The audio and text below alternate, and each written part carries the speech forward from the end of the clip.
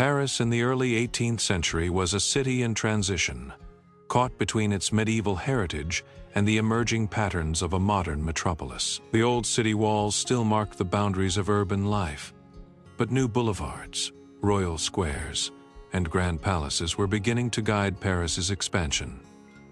The Seine remained the central artery, carrying people, goods, and information, while markets, workshops, and riverbanks bustled with activity. This video draws on original engravings, maps, and paintings from around 1700 to 1725 to show the city in vivid detail. We begin at the Place Royale, one of the most influential spaces of early 18th century Paris.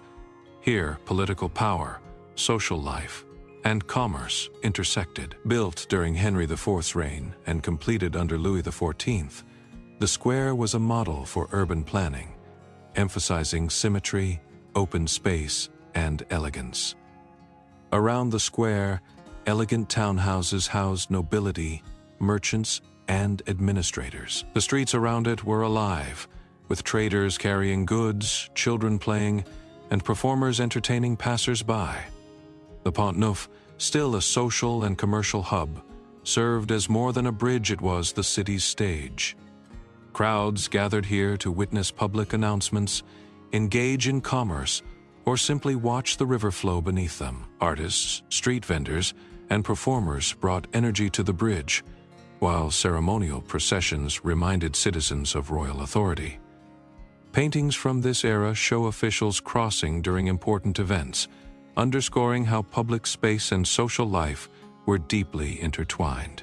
Moving to the Tuileries Palace and Gardens, we see French urban design at its peak. The gardens, laid out by André Phélan, represented a philosophy of order, geometry, and visual perspective. Long avenues framed flower beds and fountains, while carefully trimmed hedges created patterns that could be appreciated both from ground level and from elevated terraces. Walkers strolled the gardens in leisure, while workers maintained the intricate plantings. These spaces reflected the ideals of a city that sought harmony between architecture, nature, and civic pride. Along the edges of the gardens, quieter paths led toward the river and suburban outskirts. These areas offered a slower pace where citizens could interact with nature. Fishermen unloaded their catch, and children played along the banks. The Seine connected these spaces to the heart of the city, ensuring that life along the water remained central to commerce and social activity. Winters in early 18th century Paris brought both challenge and joy. The Seine sometimes froze solid, transforming the river into a communal playground. Families skated or slid across the ice, while others gathered around fires along the shore. This seasonal activity illustrates the improvisational spirit of Parisians, who adapted their environment for work, transport, and recreation. The Hôtel de Ville, the city's administrative heart, reflected both civic authority and spectacle. Engravings show crowds gathering for festivals, processions, and public announcements.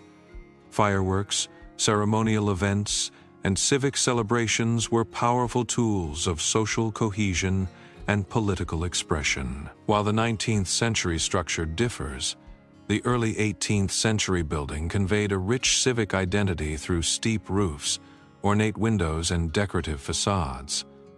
Fal de la Cité, the historic core of Paris, retained its medieval charm. Notre Dame rose over the river in its original form, unaltered by later Gothic revival or restoration work. Bridges across the Seine were lined with homes and workshops, creating narrow, bustling streets above the water. Boats carried goods to markets, monks and nuns oversaw religious and social duties, and everyday life unfolded in close quarters. The combination of commerce, residence, and worship created a dense, vibrant urban fabric. Religious institutions like monasteries and convents played critical roles in the city. They offered charity, education, and social stability, while bells marked time for work and prayer. Their presence provided a sense of continuity in a city that was rapidly changing, balancing tradition with innovation. The Luxembourg Palace and Gardens, built for Marie de Médicis, showcased Italian influence and French refinement. Symmetrical paths, geometric flower beds, and long terraces provided spaces for leisure and public display. From the upper terraces, one could view rooftops stretching across the left bank, seeing both the dense city and the winding Seine.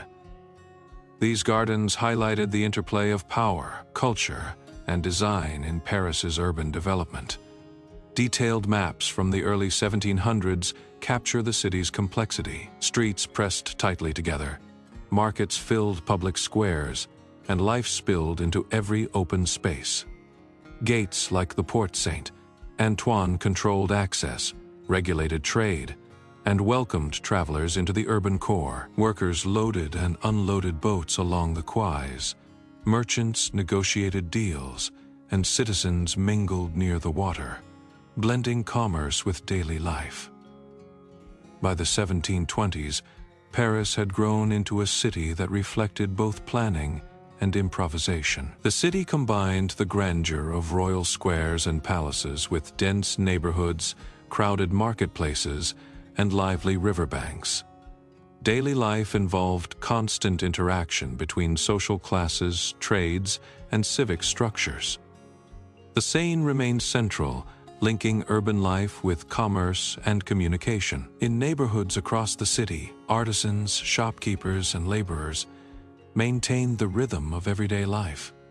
Markets supplied food, craft workshops produced goods, and public squares hosted entertainment, discussion, and civic engagement. Religious, educational, and charitable institutions shaped social order while offering essential services. Each building, street, and bridge contributed to the urban mosaic, creating a city both organized and vibrant. As the city expanded beyond its medieval walls, new boulevards and squares reflected a vision of order and harmony.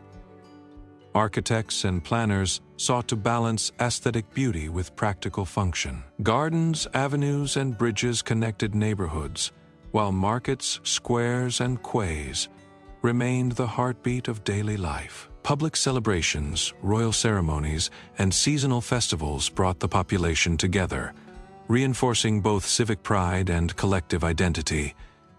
Paris in the early 18th century emerges as a city of contrasts. Its streets and bridges held the remnants of medieval life while opening into orderly avenues, geometric gardens, and monumental buildings. Commerce, religion, leisure, and governance intersected in every neighborhood, creating a dynamic and multifaceted urban environment. The city's growth reflects a careful balance between tradition and innovation, daily routine and spectacle, riverine commerce and civic ambition. These historical images and maps help us understand how Paris formed its character. Streets, palaces, gardens, and bridges tell the story of a city moving beyond its medieval past toward a new vision of order, elegance, and civic life. Paris in the early 1700s was vibrant, lively, and alive with human activity, laying the foundations for the transformations that would define the modern metropolis.